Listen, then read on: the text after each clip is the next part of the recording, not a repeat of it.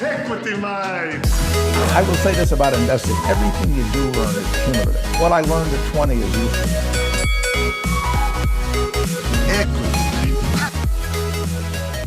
Welcome to another episode of Equity Mates, a podcast where we help you learn to invest in 45 minutes or less. We break down the world of investing from beginning to dividend so that you can hopefully make some returns.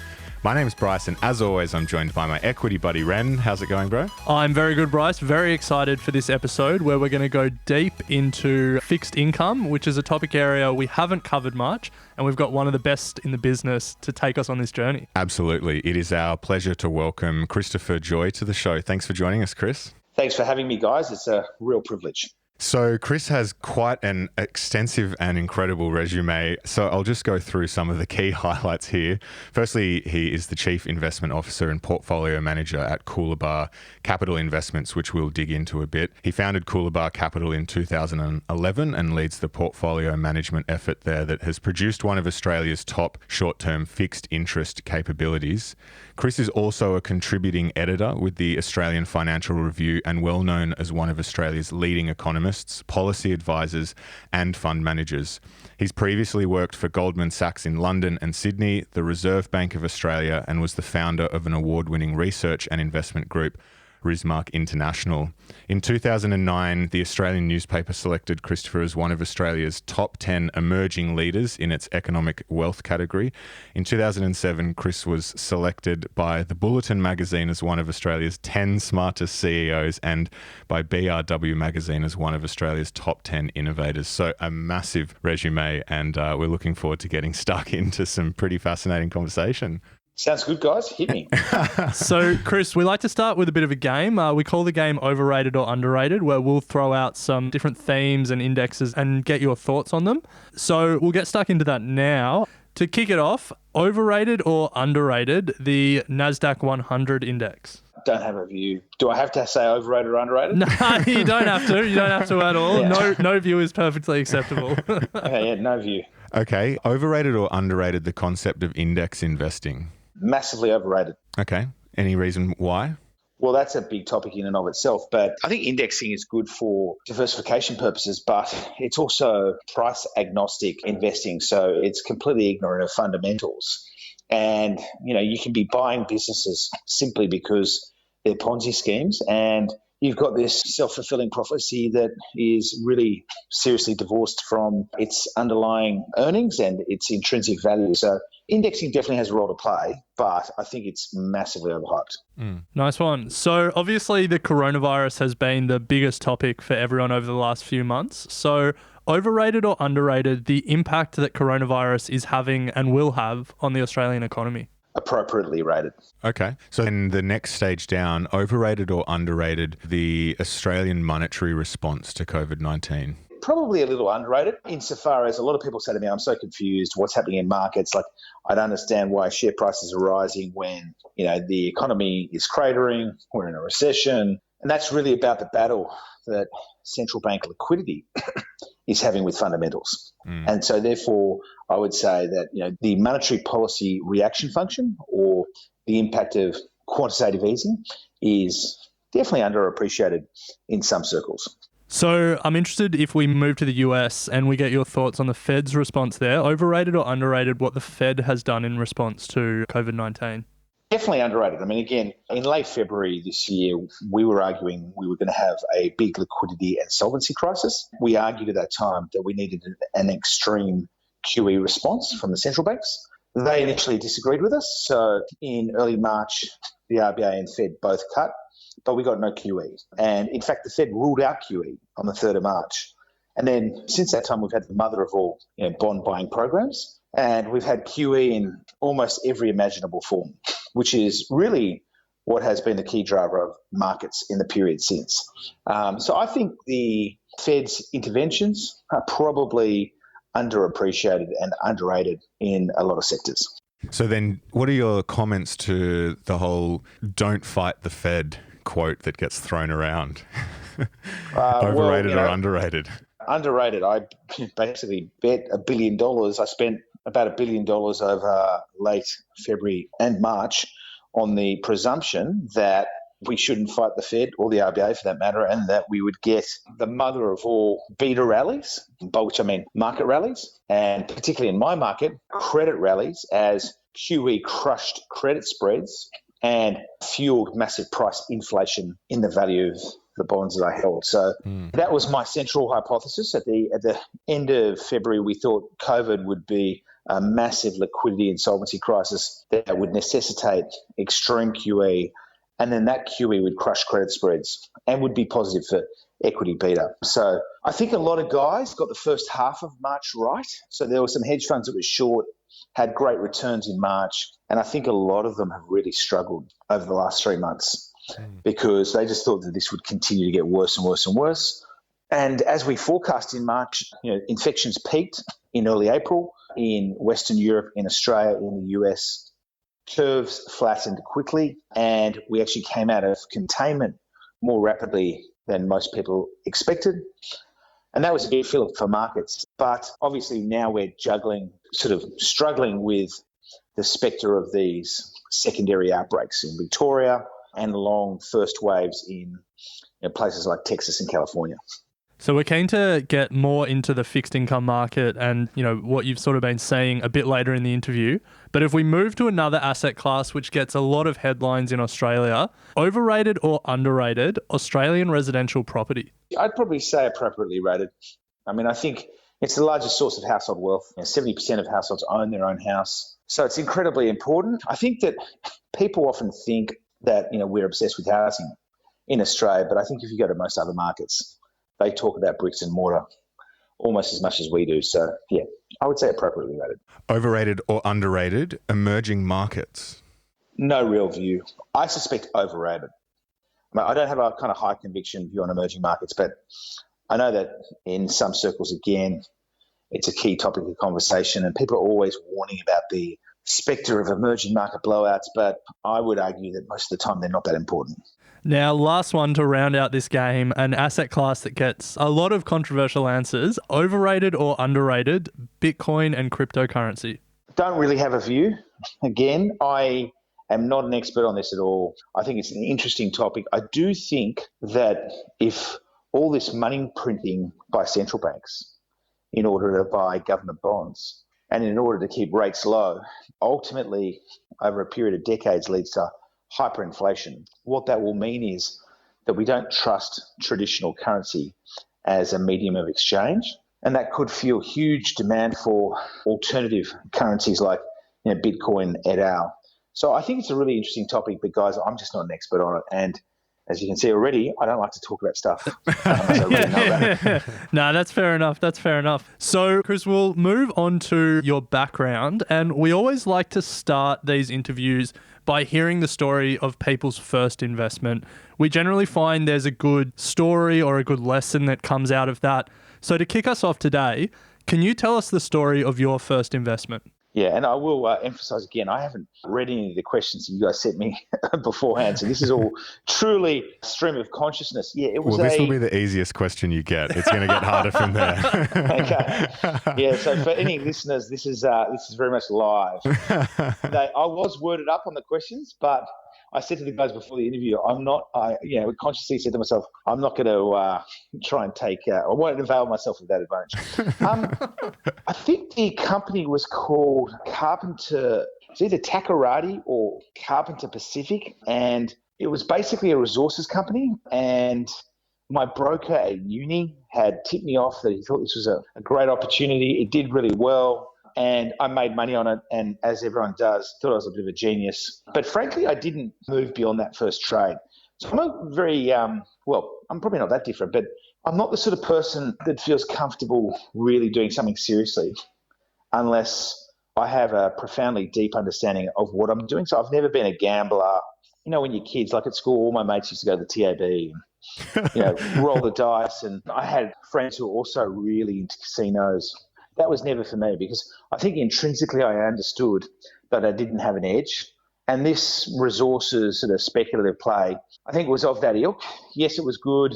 Yes, I thought I was pretty smart. But I think on one level, I also intuited that, I didn't have any competitive advantage. So I was definitely, you're not going to hear from me. I was not a, trader from the age of 8 And, I think the stereotypical investing guru story sort of starts with that sort of genesis, that you're born into this preternatural trading behavior. And even though we would be the largest trader of Aussie credit locally and potentially globally, and we're very active. Like we're trading typically 30 to 50 times a day and typically about $60 to $70 million a day. Obviously, I am a trader today. I think I came to that position somewhat circuitously, and it wasn't necessarily sort of ineluctable or inevitable from day dot, if that makes sense. Yeah, it makes total sense. So, Chris, then would you say that you have an investing philosophy? Yeah, absolutely. Just taking a step back, I'm a little bit intellectually anti-authoritarian or a little bit intellectually iconoclastic in the sense that, one of my philosophies is always to question the status quo and always assume that no matter how sort of foreign the topic is, bring to bear fresh eyes without prejudice, and I apply really intense intellectual horsepower that you can always unearth new and important insights. And I think that's a bedrock of everything we do today. I love, for example, hiring people from other industries, no background in finance or markets. We have a lot of data scientists in our business.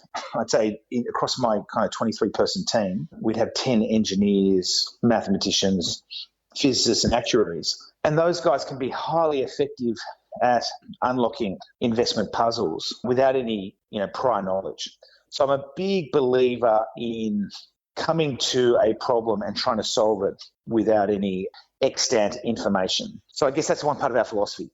A second part of our philosophy, I guess, is that we believe some markets are inefficient. Not all markets, but some. And I was actually at Sydney University. I wrote my honours dissertation on whether you could systematically exploit market inefficiencies. And Sydney Uni actually sent me to Yale, Harvard, and New York University to present my thesis to effectively the best minds in the academic business who wrote at that time on efficient markets. A guy called Marty Gruber at New York University, Will Gertzman at Yale, Tefano at Harvard, Zeckhauser at Harvard, a guy called Andre Schleifer at Harvard. And what I learned through that experience was that as a very young kid who'd only been looking at this topic for 12 months, I felt that intellectually I could go toe-to-toe with the best in the world, right?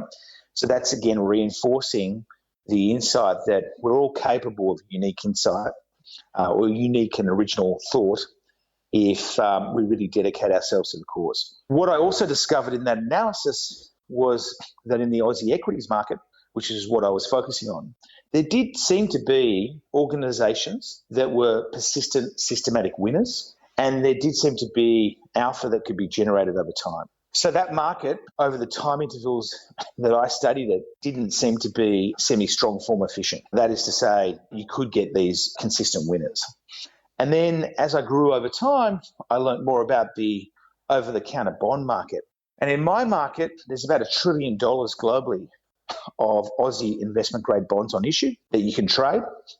So these are bonds issued by the banks, BHP, Woolworths, Coles, and so on. And that market's very opaque. So whilst about 500 billion trades in the secondary market every year, when you buy and sell those bonds, the prices and the volumes and the transactions are not reported anywhere. So, I've bought and sold 8.6 billion in the last 6 months. I know the price and volume of my trades. My counterparty can see those trades, but no one else in the market can. So it's a very opaque market. The over-the-counter credit market is also a market that's populated by very passive participants. It's not like equities.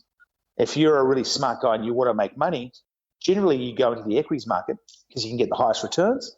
But equity fund managers also charge much higher fees than those charged by fixed income investors. So you've got an opaque market that is replete with information asymmetries, and also a market that's populated by not necessarily the best investment brains in the world. So the competition is not as fierce as what you face in interest rates, in currencies, and in equities. So my philosophy is that the overarching thematic there, guys, is that you can add value through asset selection. You can beat the market over time. And active investing works, even though there's a role also for passive or indexed investing, but you need to pick the asset class. So equities, for example, is very efficient. It's extremely hard to get sustained edge in equities. Not impossible, but it's hard. In credit, which is my market, it's a hell of a lot easier. So, Chris, that's a fascinating investment philosophy, and we're very excited to dig into some of those elements of the credit markets that you just touched on. But if we can take a step back and go through your journey at Coolabah, as you said there, your expertise is in fixed interest or credit markets. For someone who's new to that topic, can you start at the beginning and just explain what you mean by fixed interest and credit? Yeah, sure. I mean, there's a number of, I guess, for those who don't know anything about bond markets, there's a number of different ways you can think about it. So one way would be just to think about it, the typical home, and a first-time buyer might have a 10% deposit. That's the equity, and they might have a 90% loan from CBA. That's the debt. Now, in theory, you could buy and sell those loans, and that's really what bonds are. Bonds are debt instruments, they're loans, and they come in many different shapes and sizes. Another way of looking at it is take CBA. Everyone's familiar with CBA's shares on the ASX, but what you probably don't realise is that is only about 5% of CBA's funding. So when you get a home loan from CBA, $5 comes from the shareholders. The other $95 comes from basically people CBA borrows from. Now, about 60% of that $95 comes from bank deposits. So when you invest in a bank deposit, you're lending money to the bank. And another circa 40% comes from bank bonds. So CBA issues bonds to raise money, and then it takes that money and makes loans to households and businesses. Now, many of those bonds are tradable. So on the ASX, you sometimes see them. So we have these things called hybrids. That's about a $40 to $50 billion market on the ASX. And they're basically like perpetual bonds. They rank ahead of shares in the capital structure. They rank behind deposits. So if CBA blows up, the depositors get paid out first, then the senior bondholders, then the subordinated bondholders, then the hybrid holders, then the shareholders. And in my business, we're trading all those different securities. So we're trading the deposits, the senior bonds, the sub-debt, and the hybrids, and we're looking for mispricings. To give you, again, another kind of sense of the return opportunity, which is probably more interesting. Right now, the RBA cash rate is 0.25%. And maybe in a savings account at a bank, you might get 0.5 to 0.1%. In a TD, you might get 1%. In a senior bond with a regional bank, BOQ or Bendigo, maybe you could earn, say, 1.2%. In one of their subordinated bonds from, say, the major banks right now, you could probably earn 2.4%. And on a hybrid today, they'll pay you about 3.6%. And then if you buy the bank shares, you'll get a dividend yield. And you guys would know more about this than me, but grossed up for franking, you're going to get probably high single digits. So that's what we call the capital structure. Lowest ranking is shares, then hybrids, then sub-debt, then senior bonds, then deposits. Above deposits, we actually have something called a super senior secured bond that the banks issue, and there's other securities. But it's that world which is actually much bigger than the equity market. If you think about CBA, only 5% of its funding comes from equities, 95% is coming from debt. It's that bond market that I trade in. It's a fascinating market and one that we haven't really gone too deep in. And it definitely seems like it's, as you explained it, it's a lot more opaque. It's not as public as the equities market, which Bryce and I are much more familiar with. Why is that though, I wonder? Is there a reason for that, Chris?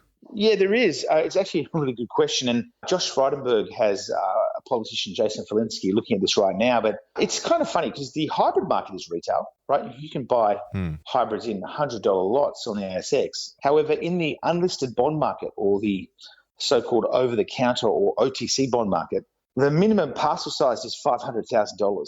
And that's kind of what really restricts that market to high net worths and instos. So it's the inability to trade, $100 parcels that really locks out retail. Yeah, right. Yeah, it feels a bit backwards in a way because as you explained, bonds are higher up the capital structure than equity. And so, in the worst case scenario, they're less risky for the owners of it. And yet for the everyday investor, they're so much harder to access. It feels backwards in a way. Totally. I mean, I've actually made that point many times in my AFR columns. You can, just a quick plug, you can read my AFR columns online every Friday or in print on Saturday. I've had stockbrokers say to me, it's easier for me to sell Telstra shares than it is much safer Telstra senior bonds to mums and dads, which is us about, as you say. Yeah. So yeah, Chris, you started Coolabah, as you mentioned, because you saw this inefficiency and you saw an ability to deliver alpha or, deliver differentiated returns in this market. Since you started Coolabah in 2011, have you seen any changes in the Australian bond market? Are you still seeing that inefficiency that you identified back in 2011? Yeah, I think it's just as inefficient. It's grown in size, so it's definitely increased dramatically in size. There is definitely more retail participation. Like today, I just put more than $100 million into a NAB hybrid, and that NAB hybrid was an over-the-counter or unlisted hybrid. And it's only the second time that the banks have issued OTC hybrids. Normally they issue them on the ASX. And so we're getting more retail participation. My point would be, I guess, that a lot of the investors in that unlisted NAB hybrid are actually families, smaller institutional investors like charities, councils, and high net worth individuals. And I think that because of the equity volatility that we've seen in the GFC, when shares fell 50, 60%, in March 2020, when they were off, peak to trough 30, 40%, because of that, mums and dads are definitely looking for more stable sources of income. They're looking for, I think, products that provide returns that are better than TDs, but also products that provide returns that are in that sort of 4 to 6% range, so much higher than cash, but potentially lower than equities without the huge swings in valuation or volatility that you see in shares. Yeah, it's a funny one. You mentioned there the sort of 4 to 6% returns. It feels like the bond market these days, yields are very low. I think I was reading a stat before this interview that 90% of developed market government bonds are currently yielding below 1%. The Australian 10-year bond, I think, is at 0.9%. How is this current market where yields are so low and there's so much central bank activity in this market, how is it trading bonds in today's market? Yeah, so it's very interesting, obviously. I think in terms of the yields you can get, I mentioned that we invested over $100 million into a NAB hybrid today. Now that's paying 4.1% per annum. So that's a pretty kind of juicy return. It's investment grade, so it's rated by S&P BBB-, which is quite a good rating. And that same security 12 months ago was probably paying about 2.7 to 3%. So you're actually getting a better return today than you were getting 12 months ago. Back in 2007, that sort of security was paying a lot less in terms of the margin it offers above cash. So whilst that security is offering a margin of about 3.75% above cash, roughly, back in 2007, major bank hybrids were paying about 1.25% above cash. It's a little bit confusing because in my market, when we talk about cash, there are many different cash benchmarks. There's something called the bank bill swap rate. There's the RBA target cash rate, which is 25. Then there is something called the actual RBA cash rate, which is less than 25. So it can be a little bit confusing. But the long and the short of it is you can still get very attractive yields on instruments that are safer than equities. If we move up the capital stack into, say, subordinated bonds issued by the big banks, as I mentioned earlier, major bank sub-debt right now is paying yields of about 2.3, 2.4% all in. So again, above the target cash rate, that's sort of like 2.2-ish% above the target cash rate. The question is how liquid and how safe and secure are these assets compared to what you guys are used to talking about, which is obviously equities. So one way of thinking about that is to look at worst case drawdowns. And the good thing is we've just had one of those. So the movement that we saw in March in terms of its speed and in terms of the what we call credit spreads, which is the return you get paid above cash in order to invest in a bond. So that's how we measure the risk of a bond, or the risk premium that a bond or a hybrid pays you. The move in spreads was bigger and more dramatic in some of these sectors than we've ever seen before. But on a total return basis, if you look at Aussie shares were down from end February through to end March, I think exactly 21%.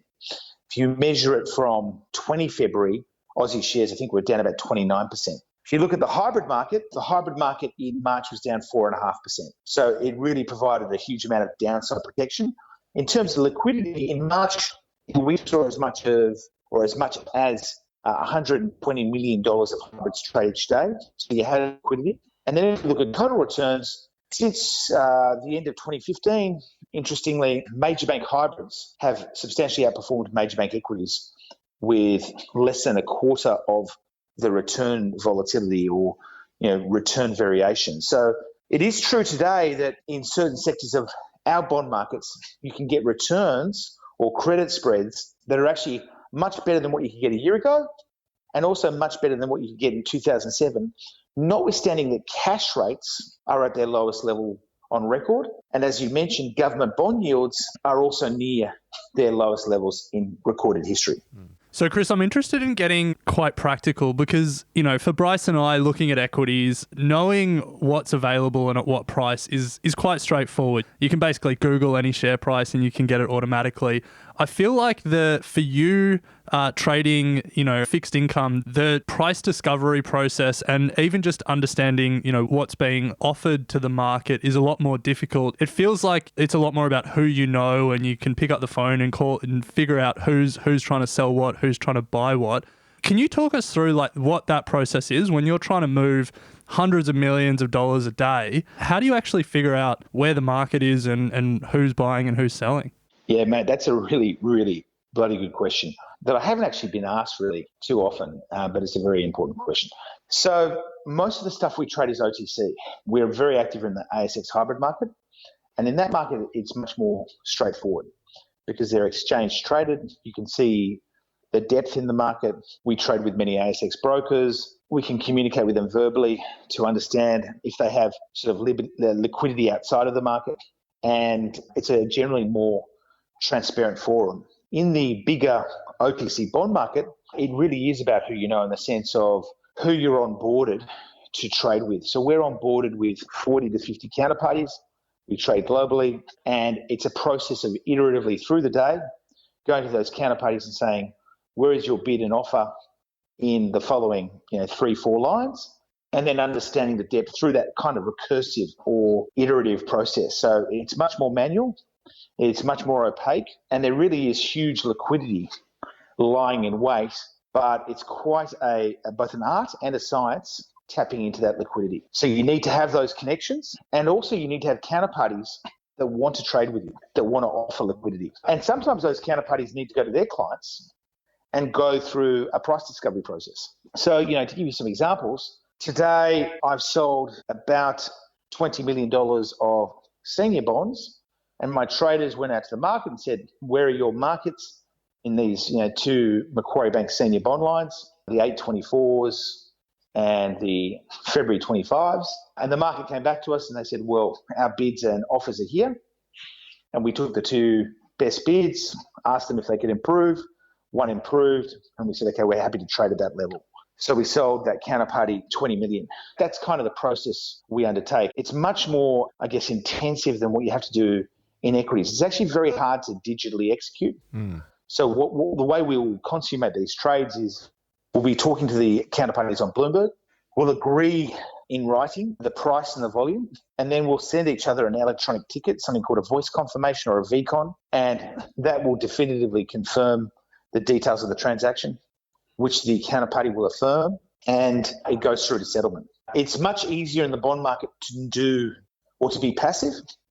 So most fund managers in fixed income will run very low intensity, low activity portfolios. They'll typically just buy fairly blindly 300, 500, 1,000 bonds, and they'll hold them to maturity. And therefore, the only return they'll get is the yield on that bond. That's not what we do. We're very active. We tend to hold more focused portfolios of 50 to 100 securities. We tend to focus on really high-grade businesses that have no intrinsic risk of default, and businesses that are typically government guaranteed or monopolies or oligopolies, and firms that issue very highly rated and liquid securities. So no matter what happens, we can trade in them. So again, in March, there was a lot of illiquidity in the corporate bond market. A lot of people had portfolios where they couldn't get a bid and they were de facto frozen. It was a huge problem, not just in March, in April and May too. Whereas, we traded about $1 billion of securities in March alone. Last month, I think we traded 1.6 billion. So we specialize in liquid securities. And what we're trying to do is not pick up the yield so much. We're happy to accept the yield, but we want to get capital gains like an equity investor does. And the way we generate capital gains is by finding bonds that are mispriced. And what that means is bonds that are paying too much interest for their risk. So the analogy would be like a Ubank term deposit. We've all had TDs, you roll your TDs, and every so often you'll get a special. So whether it's from ING Direct or Ubank, but let's just say the normal TD rate today is 1%, and Ubank comes out with a 2% special. Well, Ubank's wholly owned by NAB. It's guaranteed by NAB. The TD itself is government guaranteed. Once Ubank gets enough money at that 2% rate, it will drop the 2% rate to, say, 1%, the normal rate. And if you could trade that term deposit and you bought a bunch of the 2% TDs, once they pulled the TD rate and it went back to 1%, if you could then sell those TDs, the 2% TDs, to your next door neighbour on a 1.5% rate, he'd be paying you more than 100 cents in the dollar. So you get a capital gain. And that's what we're doing all day, every day. We're looking for those mispricings, looking to identify those capital gain opportunities, and looking to generate really high returns from fixed income when yields can be very low. Sounds like there's a whole bunch of moving parts that go on in there, Chris, and, it might be an opportunity for a tech fund to come in and do some serious disruption. Do you ever see that this will become more transparent, or do you think this is just the way this market works? Yeah, it's super funny, again, that you ask that. I mean, we often wonder whether we will get digitization, whether we will see what is called e-trading, which is kind of two on the ASX with comps. There are movements afoot around the world to do more e-trading. There's definitely been a proliferation of so-called bond trading platforms, but the vast majority of all the weight or size or volume in fixed income in credit goes through what are called voice channels. So that's like me talking to somebody and then sending them that voice confirmation. And there does seem to be a lot of ingrained resistance to e-trading. So I think for the foreseeable future, it's going to remain as is. What that means, though, importantly, is there are no algos really in credit markets. There are no CTAs or systematic traders in credit markets because it's very, very hard to digitally execute in size. You can digitally execute credit trading on different platforms. Here in Australia, we have something called Yield Broker, and you can digitally trade on Yield Broker, but not much volume goes through that platform for a variety of reasons. So, Chris, we're interested in understanding what the last few months have been like. We've obviously had a number of experts on the show that have told us what they're seeing in equity markets and have spoken about the fastest bear market in history and then the unbelievable recovery we've seen. We're interested to hear what your experience has been like in the credit markets and in the bond markets. You touched on it a little bit before that you were well positioned when things fell, but then you were also well positioned when things rose. So can you just add a bit of colour to that and tell us what the last few months have been like for your traders at Coolabah and in the Aussie bond market more generally? Yeah, I mean, I can kind of spin it and tell you it was all perfect, but we can leave it there if you want. That wouldn't be the whole truth. So, like, if you look at the last 3 months, we've done spectacularly well. In fact, 4 of our strategies rank in the top 20 in the world across, I think, 25,000 products, according to a group called eVestment, which is one of the biggest insto tracking sort of data agencies globally. So, we've had fixed income strategies that are ostensibly low risk and, low volatility and liquid, crucially, very liquid, that in the 3 months to 30 June have returned as much as 9.2%, 8.2%, 6 point something percent, 4 point something percent, all the way down to circa 2%. So the last 3 months have been spectacular for us. But going back in time, basically in January, we were de-risking aggressively. So I net sold 417 million of bonds in the month of January. We run some levered strategies. We de-levered them. We lifted our weighted average credit rating to its highest level ever, which was AA-.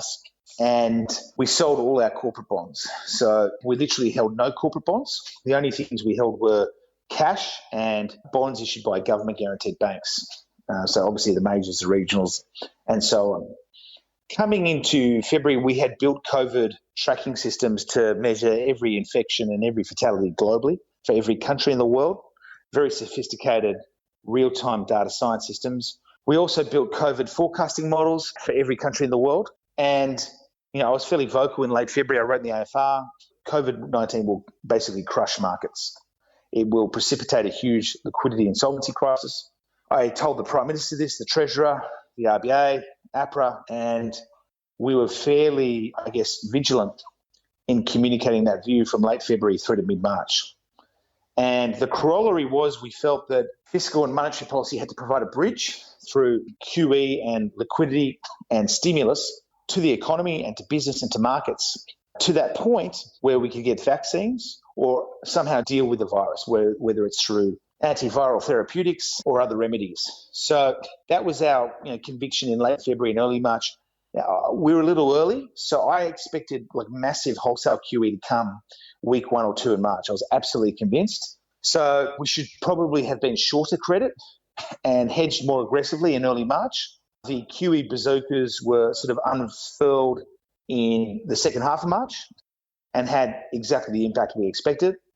And I spent about $1 billion buying bonds in March, and we have been selling every month ever since. So March itself was, our performance was sort of run of the mill, very much middle of the road in terms of peers. It's really the massive outperformance we've generated over April, May and June, because I think we were one of the few groups globally that had a very clear vision that QE would crush spreads aggressively and therefore give rise to substantial capital gains in bond prices. And furthermore, that the COVID-19 curves would flatten much more quickly than people expected. So it's been actually a really good year. We started the year with about, just over 3 billion of FUM, and today we're sitting at about 3.8 billion. So we've had net inflows. We did have some modest redemptions in March, but we had, I think, net inflows overall in March. And I certainly had Insto clients who gave me hundreds of millions of dollars in March to buy assets at crazy cheap prices. So we've got securities, bonds and hybrids, many, hundreds, if not thousands of trades we did in March, which have generated returns of up to 25, 26% over the next few months. We're not your normal manager that just runs one fund. We run a lot of customized solutions for Insto accounts like super funds who want a tailored portfolio where they're not commingling their money. So we run separate mandates for those organizations. And I think this is public information. One of our clients is Catholic Super, and they're the number 1 ranked super fund in Australia over 1, 2 and 3 years in fixed income. And again, this is all public. They use Coolabah Capital and they use a group called Ardea as their primary fixed income solutions. And they were a group that gave us money in March to really capitalize on the totally unprecedented dislocations that we had seen. So let's move beyond COVID. And Chris, you're one of Australia's leading economists, and it sounds like that you've had an unbelievable tracking strategy for COVID. What else are you tracking now that you're finding particularly interesting?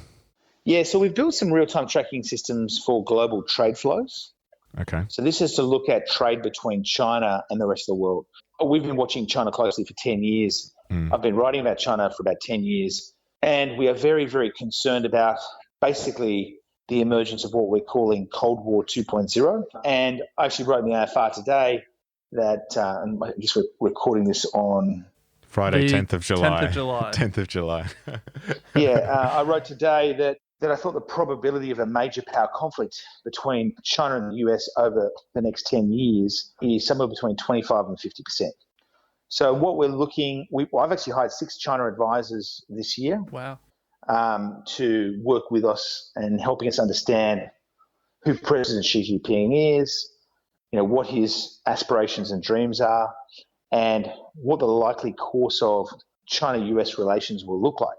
Now, one of our hypotheses is that we'll see substantial decoupling between China and the West, starting with the US, and our real-time trade tracking systems are documenting that. So we're seeing trade flows between the US and China substantially decline, and we're seeing the US shift its trade to other low-cost countries, to countries like Vietnam, Mexico, and even Canada. And we think that all nationally security-sensitive industries will remove their supply chains from China. But we also think that other corporate supply chains will shift out of China because of concerns around the rule of law, property rights. We've obviously seen these really new, but at the same time, suffocating national security laws imposed on Hong Kong, which is creating a massive problem for the Hong Kongers. We have a kind of parallel hypothesis here that we're going to see a massive flight of top talent and capital out of Hong Kong and into countries like Australia, New Zealand, and other desirable destinations. We also think we'll see flights of capital and people from mainland China. And interestingly, anecdotally, we're hearing lots of evidence of expat Australians who are living in the US and Europe who want to return to Australia. So one of our views is Australia could be a big winner out of all of this. We could wrest the mantle of the key financial manager away from Hong Kong. And we've certainly told the government, we told the Prime Minister and the Treasurer that we think they should ramp up immigration and really try and compete for that top talent and for those fat wallets so that we can bring the best brains in the business and all that mullah into our country, right? And interestingly, ScoMo and Frydenberg have more or less announced exactly that. They've announced 5-year visas for all Hong Kong students, and I think they're making all sorts of accommodations to try and compete for the businesses that might be looking at relocating out of Hong Kong. So that, I think China-US relations are just such a huge topic. President Xi Jinping's a very interesting guy, 66 years old, 180 centimetres tall. What bearing does that have on your calculations? Yeah, you got to let me finish, guys.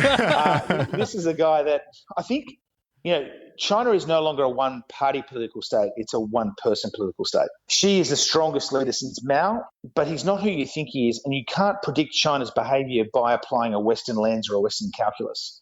You need to understand who he is, and he's a guy that speaks no English. He speaks fluent Russian. He studied Marxism, Leninism at university repeatedly in his undergraduate degrees and in his doctoral degree.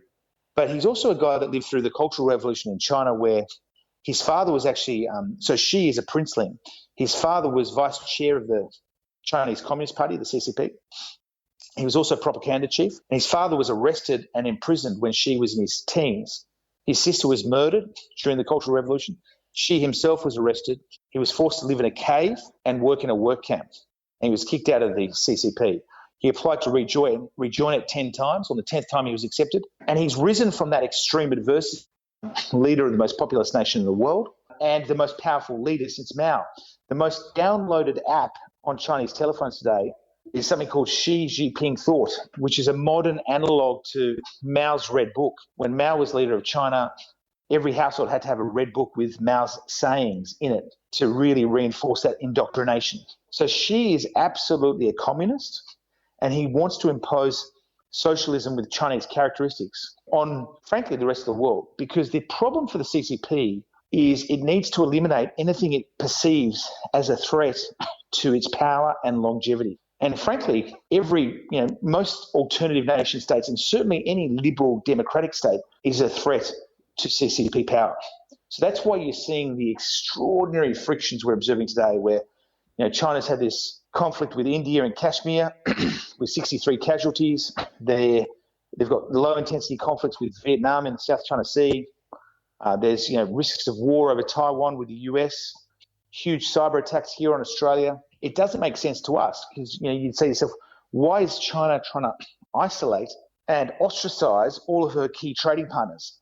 But for Xi, who's an ideologue, who has a manifest sense of his own fatalistic personal destiny, he actually believes that, and he often says in his speeches, struggle is important in order to galvanize internal constituency. So Xi actively tries to create external crises to shore up popular support for the CCP's internal program. And like Putin in Russia, he's incredibly popular. And since Tiananmen Square, China has been running the world's most aggressive public indoctrination program to effectively brainwash the populace into believing or embracing CCP principles. So all of this is crucial to markets, because if we have a major conflict between China and the US, it's going to be catastrophic for markets. And my job is to understand the probabilities around that. My job is to understand what will Xi Jinping do next, how will Trump or Biden react, and what does this mean for my portfolios? And if you don't understand this, if anything that I'm saying sounds alarmist or shocking, then you're basically not in the game. So I'm interested in how some of those macro insights that you guys are developing, and then you've got your 6 China experts trying to really understand what's going on in China. How do those macro insights translate into an actual fixed income strategy that you guys are running? If we take, like one of the examples around trade flows and the economic decoupling that's happening between the West and China, how does that then translate into your strategies at Coolabah? Yeah, so that could mean many things. So think about it this way. If we think the Western economies are going to decouple from China, and if we think as we do, we're going to have 2 major global trading blocks, a Sino-led block with China and its Belt and Road countries and the Western liberal democratic states. At the same time, we know that China has a huge demographic problem. Currently, there are 7 workers per retiree. Within 30 years, there'll be 2 workers per retiree. All of that, combined with other economic analysis that we undertake, suggests that China is probably going to endure a multi-decade period of relative economic decline. At the same time, there are risks around that distribution of potential futures that involve war with the US. So what does that mean from a portfolio perspective? It basically means we don't want China exposure, right? So most of my peers, and certainly in most global fixed income portfolios, you'll have lots of Chinese banks, Chinese developers, you'll have South Korean banks and South Korean bond issuers. You'll probably have quite a few Japanese banks and Japanese issuers. And I want to try and inculcate and insulate my portfolios from those risks. If I'm running a long-short strategy, I might actually want to get short some of those risks to profit from situations where credit spreads could widen and the prices will fall. So we do actually run long-short strategies. But it's really about, I think, the essential bedrock of portfolio construction from a first principles point of view, which is understanding the default risks in all of your credits. So what is the probability that the issuer of the bond stops paying interest? Is CBA, ANZ, NAB and Westpac going to default? Extremely unlikely. But could a Japanese property development firm that's issued in US dollars default on its US dollar debts? Happens all the time, right? Now, in fixed income portfolios, what normally happens is somebody will pull together 300, 500, 1,000 bonds, think they're diversified, but what we discovered in March, April and May, guys, with a lot of these credit portfolios is that having 500 global bonds wasn't diversified at all. Actually, they had a whole lot of correlated default risks. So they had lots of retailers, who are under huge commercial and office property that's under huge stress. They had lots of airlines that are under huge stress. A lot of the fixed income funds bought the senior bonds issued by Virgin that blew up and are worthless today. They have airports that have also got correlated risk. They've got bonds issued by lenders that lend to small businesses that have huge stress. And that stress manifests as very low liquidity. What that means is in the portfolio, if you're trying to sell some of the bonds to get cash, you can't find a bid. So one of my jobs is to make sure I'm always holding very liquid assets that I can trade in and out of, issued by businesses that are unquestionably strong. And in the case of the current contingency apropos China, businesses that don't have huge dependencies on China. Fascinating. I think we could almost do another 2 episodes on this topic alone. Just before we close out with a couple of our final questions, Chris, you mentioned there that Xi Jinping is 180 centimeters tall. I'm pretty sure Donald Trump is 190 centimeters tall, and I'm interested to know if you're tracking the outcome of the US election. Yeah, we are. Listen, we actually have some heavy duty. We've been thinking about doing some heavy duty data science work on the US election, but one of the things that gives us pause on that is one of the areas that is very closely and carefully studied quantitatively is obviously polling data and outcomes of elections. We did think that ScoMo would win the last Australian election. Yeah. And I think we basically positioned several $100 million of risk to capitalise on that. We shifted it into the hybrid market because we thought the franking debate would be resolved. That is to say that Labor wouldn't remove cash refunds on franking credits. And that was a really good trade. But that was more sort of a quantamental. It was both quant analysis combined with fundamental analysis and overarching intuition and instinct. I don't have a strong view on the outcome of the US election at this point in time. And frankly, I don't have a strong view of what it means for markets whether Biden or Trump wins. And anyone who does have a strong view, I'm almost certain, doesn't know what they're talking about. So, you got this, I think he's almost 80 years old. Yeah. guy that allegedly has dementia or Alzheimer's that's hiding away in a basement that is probably a very benign, It's crazy. possibly banal choice, but benign. He's not a capricious and mercurial guy who's completely unpredictable like Trump. And then on the other hand, you have Trump, who's a mixed blessing. Like on the one hand, he's cut taxes, again, notionally been very market friendly. But on the other hand, he's just like a bundle of contradictions that is constantly bombing financial markets with, the never-ending Trump tape bombs. So the Twitter mutterings and so on and so forth. So I think, and the other thing that's interesting about Trump is he's actually been really geopolitically fascinating because he's actually been very, very good at dealing with China in terms of leading a much stronger and more assertive posture on calling out the issues that the US and the West have with China. In some geopolitical circles has been really well received. But on the other hand, he's also been inconsistent. He hasn't been consistent in his dealings with Russia over the Crimea, and we really don't know how any of this is going to fare. Some believe that the best friend Xi Jinping will ever have in Washington is Donald Trump.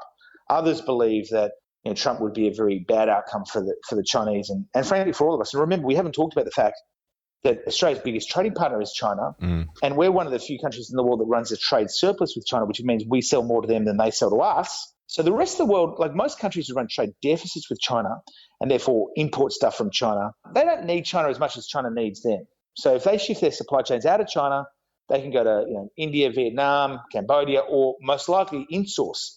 I think with robotics, automation, and AI, you can see a huge amount of insourcing of supply chain. So you'll see this is like the meme around "Make Australia, Make Again," as in let's rebuild manufacturing through automation, and we don't need to worry about labour costs because labour is not a big part of the production process.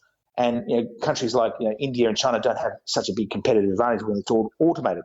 So yeah, I think that I don't know where I was running with that one, buddy. But I like "Make Australia Make Again." That was good. I kind of lost my train of thought. But That's okay. I think I was saying that I actually have no idea what I was saying. Well, Chris, you mentioned there that you predicted the shock outcome of the 2019 federal election. You're also known for a number of other. Well, just on that note, that's all very faithfully documented in my AFR columns. If you want to go back, to verify those statements, because I repeatedly called the likelihood that ScoMo could prevail. But let's move on. You're also known for a number of other macro forecasting successes. You called the housing boom between 2013 and 17, and then the correction between 17 and 19.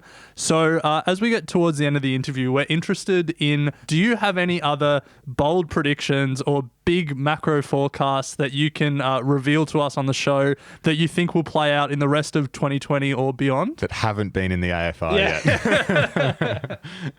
Short answer is no. I mean, just to get the track record right. So yes, I got the 10% bust ahead of other mainstream analysts between 2017 and 2019, but we also were the first to call the bounce back in April 2019 last year. We said prices would rise 10%. We were the only analyst in the market that had that view, and that's exactly what happened. Between April 19 and April 2020, prices were up about 10%. I guess my one bold and brave call, which I think a lot of listeners might be interested in, is what will happen to house prices going forward. And I've been fairly stubbornly consistent since February in saying we expect prices to flatline or fall by up to 5% over this short-term 3 to 6 month air pocket during COVID. And that's kind of played out. So basically, house prices nationally rose here in Australia in January, February, March, April. In May, they fell 0.4%. In June, they fell, I think, 0.8%. So they're down about 1.2%, and that's consistent. Now, the new outbreak here not here, but down in the south in Victoria is interesting. I mean, that's definitely going to put more downward pressure on housing market dynamics in the second biggest city in the country. So that's something to watch, and it is a long 6 month lockdown for those Melburnians. But I think the controversial part of my call, despite the fact it's much more sanguine or positive than every other analyst in the market who are all calling 10, 20, 30% falls, is that once the market stabilises, I believe the house boom will continue again. So I've also consistently said I think prices, once they stabilise, will rise another 10 to 20%. Wow. And I am regularly asked, am I still of that view? And yes, I am still of that view. I'm sticking to my guns on that. I've also regularly said this is not my highest conviction ever call, but I'm certainly the only person in Australia who seems to think this is going to happen, and I'm happy to. There's no real new information. I mean, the housing market has bounced back. We've seen auction clearance rates jump up to 60 to 70%. There's been good, healthy auction clearance rates in Sydney and Melbourne. Unfortunately, the lockdown is really going to kibosh that for a period of time, for the next 6 or so weeks in that market. But I think as we come into 2021, I think housing will be one of the big winners of COVID-19 for several reasons. Firstly, it's tremendously interest rate elastic, and we've seen mortgage rates fall by more than 75 to 150 basis points since April last year. So that's a huge increase in purchasing power. Secondly, I think unemployment will come back down to about 6 or 7% and stabilise at a reasonably sort of manageable level.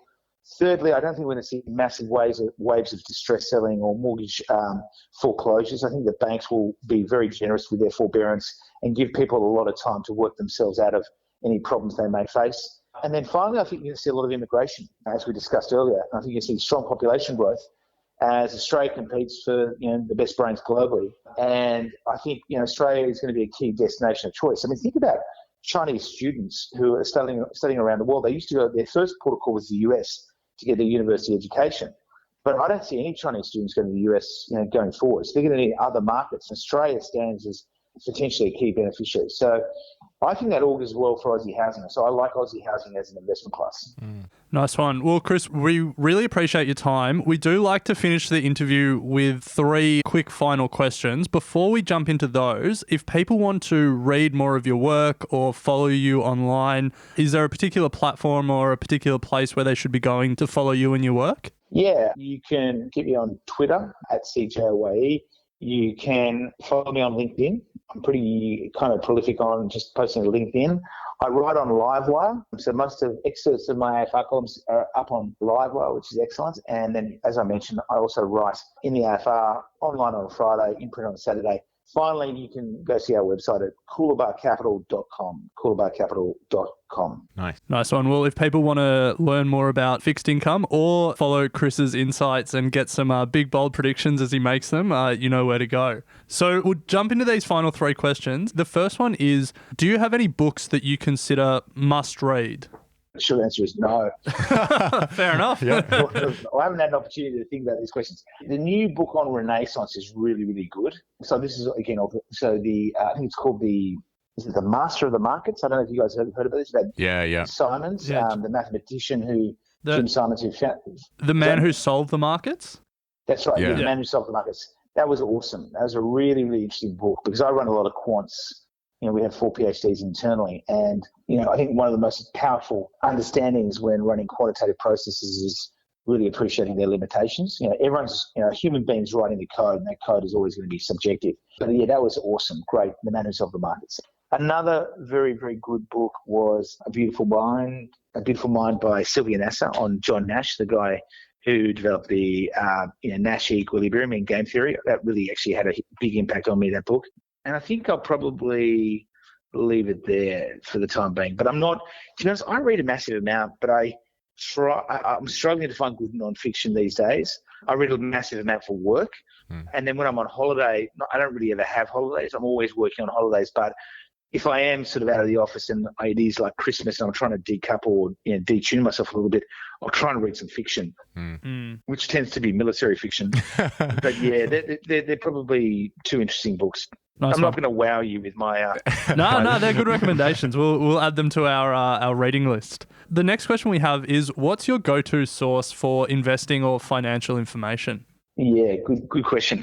I use a combination. Bloomberg. So we pay about $1 million a year to Bloomberg for like about 10 Bloomberg terminals, but Bloomberg and kind of something called Bloomberg AIM, which is their asset management system. But Bloomberg's awesome, really, really good. I also do the Wall Street Journal. So I read that every day. I read the Financial Times every day, and the Fin is good. And then, of course, because we're trading with so many counterparties globally all the time, they're constantly feeding us their own research and proprietary research. And then I have 11 analysts, 5 portfolio managers, 4 PhDs who are pumping out research intraday all the time. We have a lot of our own internal quant systems. But I think the most important thing is just to surveil a rich range of information. Can't wait to get a Bloomberg terminal in my house. That's the dream, yeah.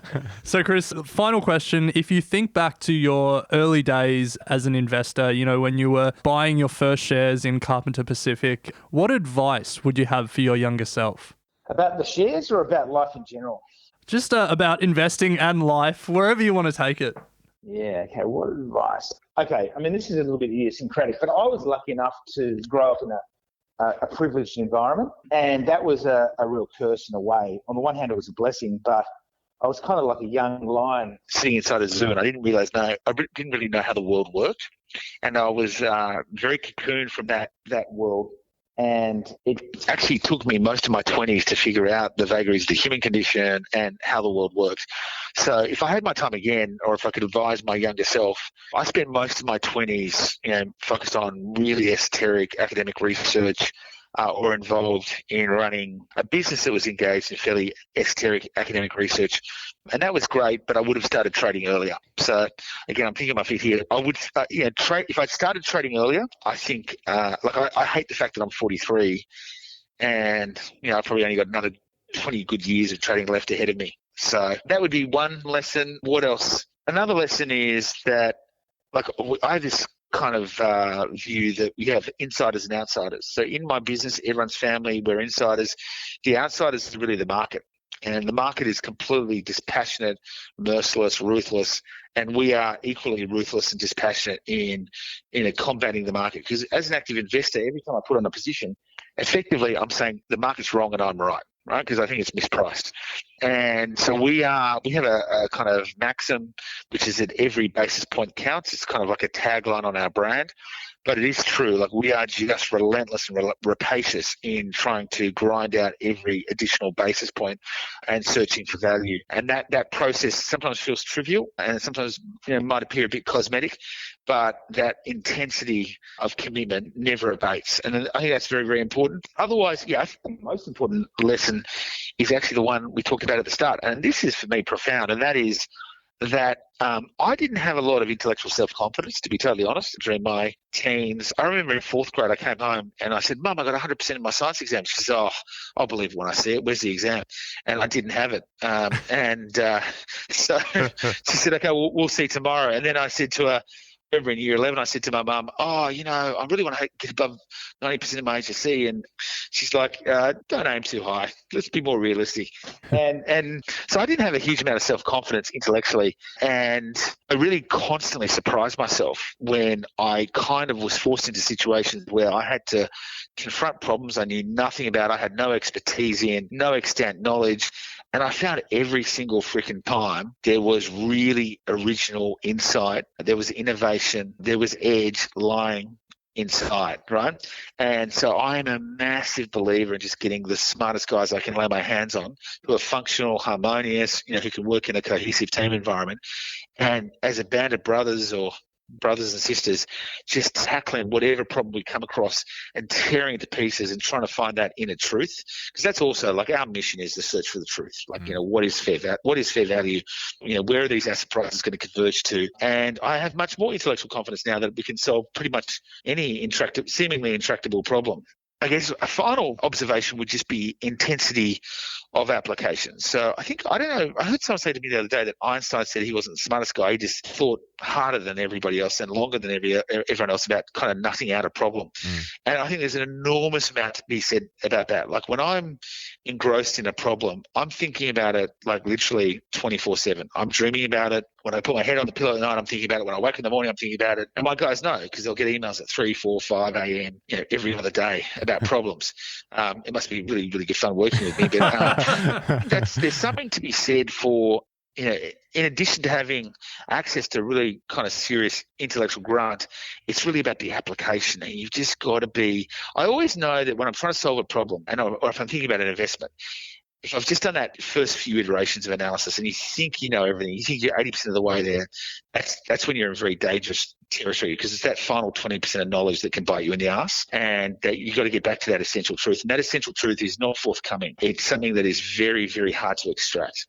Love it, Chris. Some really great comments there to finish out this interview. And we've really enjoyed sort of the last hour or so covering quite an extensive range of topics. So very much appreciate your time and sharing your experience and knowledge with our audience. It's been great. And we absolutely look forward to continuing to follow you in the press and on Livewire and wherever else you are. So a big thank you. Thank you, guys. The show's fantastic. I listen to it all the time. Massive admirers of your work, and thank you for having me on. It's a privilege. Thanks, Chris. Thanks for listening to Equity Mates Investing Podcast, a production of Equity Mates Media. Please remember that everything you hear in Equity Mates Investing Podcast is general advice only. The content has been prepared without knowing your personal objectives, specific financial circumstances, or goals. The host of Equity Mates Investing Podcast may maintain positions in the companies discussed. Before considering any investment, please read the product disclosure statement and consider speaking to a licensed financial professional.